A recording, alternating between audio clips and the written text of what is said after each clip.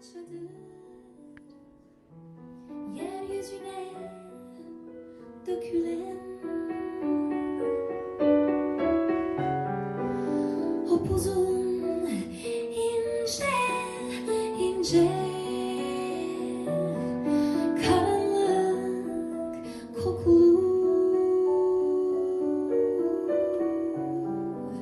sen ki kapşkardatırdın. Alors on est avec Anne Silla et on vient d'avoir un magnifique concert au caveau de la Michaudière avec tes trois invités, tes trois musiciens, donc on en parlera tout à l'heure. Bonsoir Anne Silla. Bonsoir. Alors tu es très jeune, hein, très jeune et très à l'aise déjà sur scène. Tu es tombée dans le berceau, dans la musique, ton environnement familial est dans la musique? Mon environnement familial n'est pas vraiment dans la musique. Mon père me chantait des chansons quand j'étais petite, mais sinon mes parents ne sont pas forcément musiciens. Mais j'ai commencé la musique très tôt avec le violoncelle quand j'étais toute petite. Donc voilà, j'ai un parcours classique en fait au conservatoire au violoncelle. Alors on sent que tu es un petit oiseau très libre qui a pas toujours pas vraiment envie de poser ses petites pattes sur une branche. Ça a pas été un peu difficile justement d'être au conservatoire qui est quand même quelque chose qui est un petit peu académique. Est-ce que c'était dur? Est-ce que tu avais un sentiment un petit peu de rebelle ou est-ce que tu étais très disciplinée comme élève? J'étais pas franchement disciplinée. Après c'est vrai que c'est quand même si c'est compliqué parce qu'il y a pas mal de disciplines, c'est aussi très formateur d'avoir la chance d'y accéder en tout cas et d'y faire des études. Après ça a permis, enfin moi en tout cas ça m'a permis d'acquérir un cadre pour mieux en sortir quoi. Et là j'en sors complètement. Donc déjà là-bas tu as fait une belle rencontre qui t'a permis d'entrer, de voyager et de découvrir d'autres musiciens. Alors j'ai fait une rencontre, j'avais commencé le jazz à ce moment-là et puis j'ai rencontré un monsieur qui s'appelle François Moutin qui est un grand contrebassiste de jazz reconnu un peu internationalement et qui m'a proposé de venir aux États-Unis pour bosser. Et donc voilà, je suis partie aux États-Unis travailler avec lui et on a enregistré d'ailleurs un album qui n'est pas sorti encore, en tout cas peut-être qu'il sortira un jour, et lui et Lou Soloff à qui je fais un gros hommage ce soir parce qu'il est décédé il n'y a pas longtemps. Voilà. Donc ton cœur balance et tes ailes balancent aussi entre New York et Valence. Voilà, c'est ça. C'est ça. Au moins, il y a une grande différence. C'est deux villes et deux énergies complètement différentes.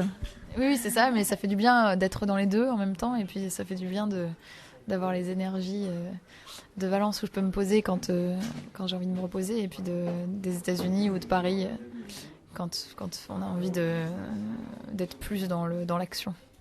Si tu devais citer tes principales inspirations musicales, ça serait lesquelles? Et au niveau de la voix également, parce qu'il y a un énorme travail que tu fais au niveau de la voix. Alors au niveau de la voix, ça va vous faire beaucoup rigoler, mais moi j'ai écouté Céline Dion à fond quand j'étais petite. Donc c'est à elle que j'ai piqué, que j'ai essayé de piquer toutes les inflexions que j'essaie de faire.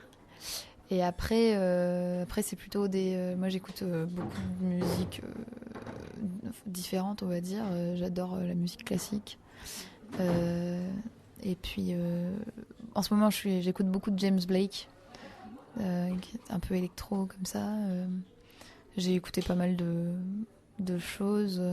Mais je chante plutôt du jazz, mais j'en écoute pas énormément. Donc c'est ça qui est rigolo. Dans tes références, il y a Barbara? Oui, bien sûr. Barbara, c'est vraiment une grosse partie de mon existence, quoi. Vraiment.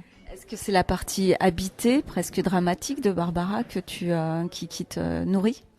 Disons qu'en tout cas, j'étais vraiment, vraiment, vraiment fan quand j'étais petite. Je croyais que j'allais la remplacer en fait quand elle est décédée. Ça m'a rendue malade.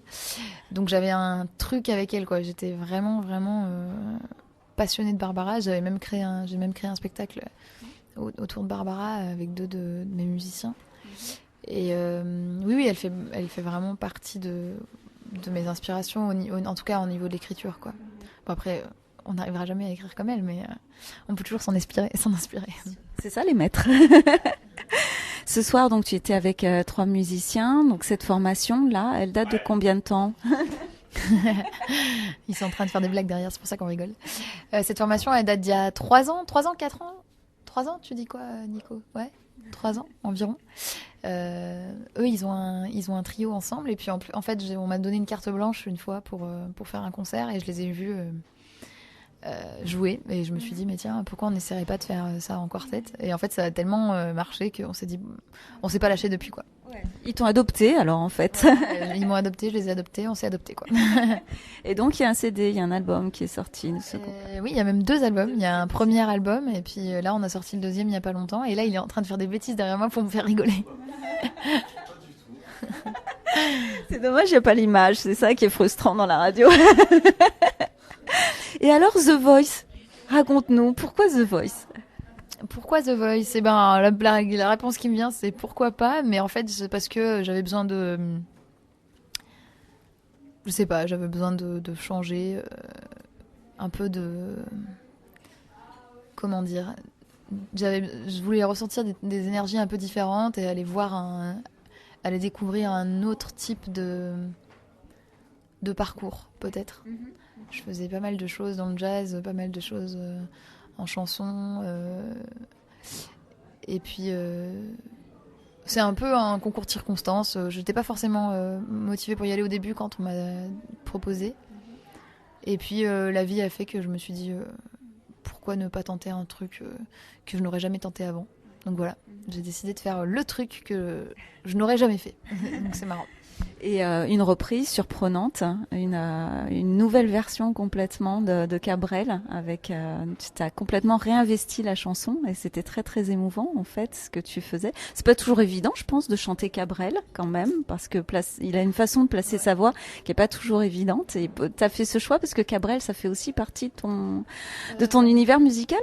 Alors Cabrel, ça fait partie des gens que j'écoutais quand j'étais aussi gamine, mais en fait non, on a choisi avec la production cette chanson. En fait, ils m'ont proposé plusieurs chansons et la version d'Amandine Bourgeois, qui est une des filles qui est sortie de la Nouvelle Star et qui faisait cette version-là, m'a énormément touchée quand je l'ai écoutée. Donc voilà, j'ai proposé cette chanson, puis après j'ai un petit peu tout changé.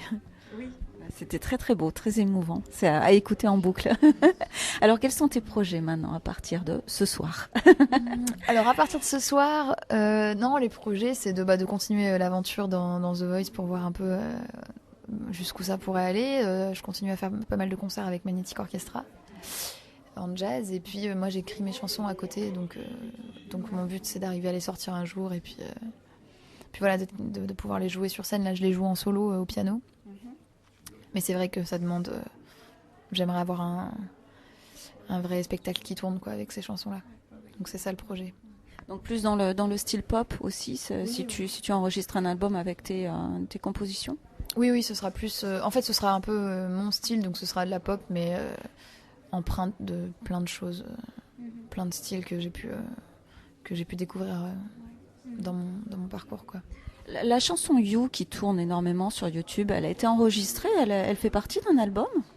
Non, elle a juste été enregistrée comme ça, et puis elle fait pas partie d'un album. Elle est très belle aussi, hein. Celle-ci, il faut absolument l'enregistrer. On va te souhaiter bonne chance pour la suite de ton parcours, et puis merci beaucoup pour ce petit moment avec nous. Merci. Merci.